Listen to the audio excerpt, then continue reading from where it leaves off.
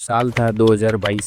एक दिन सुबह सुबह खबर मिली कि रूस और यूक्रेन के मध्य युद्ध शुरू हो चुका है। इस युद्ध के कारण विश्व व्यापार में बड़ी हलचल देखने को मिली। इस हलचल का एक दिन नतीजा ये निकला कि भारत सरकार ने एक नए प्रकार के टैक्स की घोषणा कर दी, जिस टैक्स का नाम है विंडफॉल टैक्स। तो इस टैक्स के बारे में एक बात जान लेते हैं कि टैक्स किसी प्रकार से किसी व्यक्ति की जेब को हल्का नहीं करता है, बल्कि एक किसी कंपनी के ऊपर लगता है। यह टैक्स कैसे शुरू हुआ या कैसे इसकी उपज या किस प्रकार कंपनी के ऊपर लगता है, तो इसके बारे में हम जानने के लिए शुरू से शुरू करते हैं कि जैसे ही रूस और यूक्रेन के मध्य जंग शुरू हुई तो विश्व व्यापार में तेल के दाम आसमान को छूने लगे। इस आसमान को छूते इसी कड़ी में अमेरिका और यूरोप के देशों ने रशिया के ऊपर बड़े इस प्रतिबंध लगा दिया। इस प्रतिबंध का कारण रशिया की इकोनॉमी कोलैप्स हो गई। इस कोलैप्स के कारण रशिया की इकोनॉमी को बचाने के लिए रशियन सरकार ने एक बड़े ही फैसले को आगे बढ़ाया। इस फैसले में रशिया ने भारत व अन्य देशों के साथ एक बड़े ही ऑफर को रखा कि आप तेल हमारे यहाँ से सस्ता खरीद सकते हैं। इस खरीदने के लिए भारतीय कंपनियों ने रशिया के साथ